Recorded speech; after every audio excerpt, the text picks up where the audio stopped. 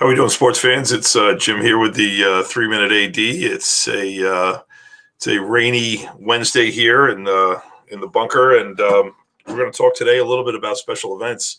And I don't mean special events that are like homecoming or something like that. I'm talking about those special events involving athletics that's run through, say, something like your girls' leaders or your varsity club or something along those lines. Powder puff football is one of those popular things.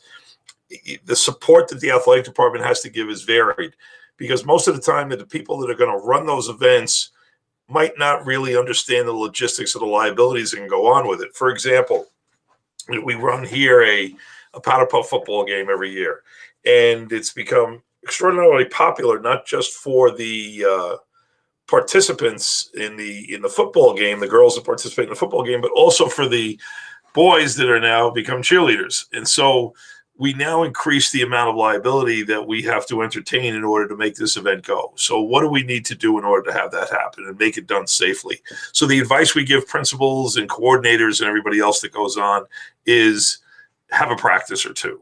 Make sure you have the proper shoe wear that you're going to wear. Make sure you talk about technique that you're going to use when you play. As far as the cheerleaders aspect goes, that should be overseen by someone that understands stunting or building or anything else they may do. Now, of course, they should avoid high risk moves, anything that is tossing or tumbling that may be a problem. Because remember, they're going to be out on the turf or the grass. While they might have trained on it a little bit, that's okay.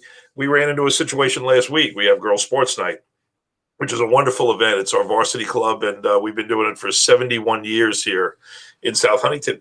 And what happened was there was a wind advisory, and the wind was howling 30, 40, 50-mile-an-hour gusts. There was no way we could put the mats outside on the turf. So we said, well, why don't we try the turf? And then once the girls went out to try to do it on the turf, even though it's soft and it's a new type of turf, brand new, as a matter of fact, it's all less than a year old, they started feeling some back pain and some leg pain. And clearer heads prevailed, and we moved the event back inside where it should have been. We had to deal with obviously spectator issues, and that's why originally we were outside. But remember that when we need to be involved in every one of those events that involves something that has to do with athletics, something that remotely resembles it, because if they start to do things that are not safe, it could create a liability situation for the district.